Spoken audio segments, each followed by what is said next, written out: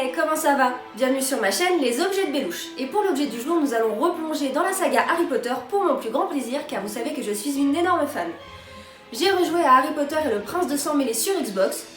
Ouais, ça date un peu, mais c'était l'instant nostalgie. Et j'ai dû faire des potions. Et là, j'ai repensé à cette scène. Essayons encore. Où iriez-vous, Monsieur Potter, si je vous demandais de me rapporter un bézoard? Je ne sais pas, monsieur. Et vous me connaissez, j'ai voulu faire mon Hermione Granger pour savoir si les bézoards existaient vraiment. Et quelle ne fut pas ma surprise quand j'ai su qu'ils existaient. Pour rappel, dans la saga, les bézoards sont des sortes de pierres que l'on trouvait dans l'estomac d'une chèvre. Ils servaient surtout d'antipoison. On a la démonstration de son pouvoir dans Harry Potter et le Prince de Sang Mêlé quand Harry sauve d'un empoisonnement en lui enfonçant un bézoard dans la gorge. Ça, c'était pour la version sorcier du bézoard, mais maintenant, voyons ce qu'en dit la science et l'histoire. Tout d'abord, qu'est-ce qu'un bézoard?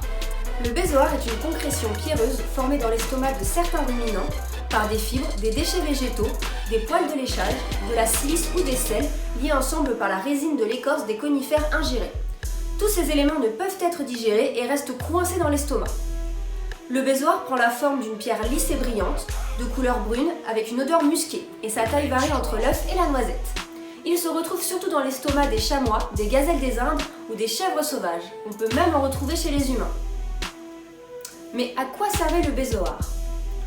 Depuis le Moyen-Âge, le bézoard est connu pour ses vertus médicinales. En effet, il était un puissant antipoison et antivenin et il repousserait les animaux porteurs de maladies. Il était d'ailleurs d'usage de porter un bézoard sur soi pour se préserver du mauvais sort.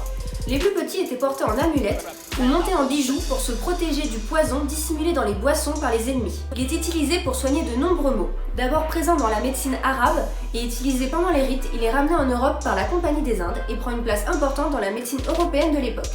On le retrouve dans de nombreux écrits de médecine écrits entre le XVIe siècle et le XVIIIe siècle. On l'utilisait par exemple pour soigner les vertiges, la peste, la petite vérole ou encore les mélancolies. C'est pourquoi il était très prisé par la famille des Habsbourg, qui était sujette à de nombreuses mélancolies. De nombreux spécimens ont une place importante dans leur chambre d'art et des merveilles. Ces bézoards étaient enchâssés dans des montures en métaux précieux et reliés à une chaîne afin de pouvoir les tremper dans un breuvage. Les plus gros étaient reliés à un bol qui servait à leur consommation. On pouvait également les consommer par grattage. En effet, de nombreux bézoards portent des traces de râpe. La poudre ainsi obtenue était diluée dans des boissons. Mais surtout, il aurait été utilisé pour soigner la rougeole de Louis XIV en 1603 par son médecin Jean Héroard et cela aurait été un succès. En plus d'être utilisés comme remède, les bézoards ont été estimés et collectionnés. Ils se retrouvaient au premier plan des cabinets de curiosité du fait de leur qualité esthétique et de leur rareté. Un bon spécimen présentait un aspect rond, uni et luisant, une bonne odeur, une couleur d'ambre gris ou d'olive et devenait jaune lorsqu'on le grattait avec du papier de céruse.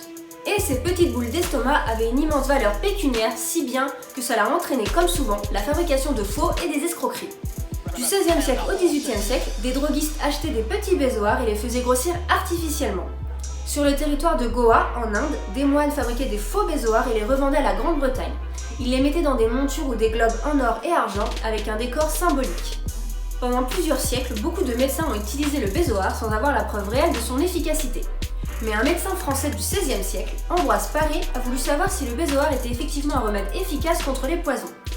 Avant de l'ajouter à sa liste de remèdes, il a voulu faire une expérience. Il a proposé à un homme condamné à mort de choisir entre la pendaison ou l'empoisonnement avec possibilité de survie si le bézoard fonctionnait. Oui, bon, la déontologie ça n'existait pas trop à l'époque. Et comme la plupart des gens, je pense, l'homme a choisi l'option numéro 2. Alors, Ambroise Paré lui a donné le poison et lui a ensuite administré le bézoard. Malheureusement, l'homme est mort et Ambroise Paré en a conclu que le bézoard ne fonctionnait pas contre le poison. Une étude récente a voulu étudier les effets du bézoard en le plongeant dans de l'arsenic. Évidemment, ce n'est pas à refaire chez soi, et ils auraient noté que le bézoard annulait ses effets. Il serait alors un antipoison contre l'arsenic. Reste plus qu'à faire l'expérience pour les autres poisons.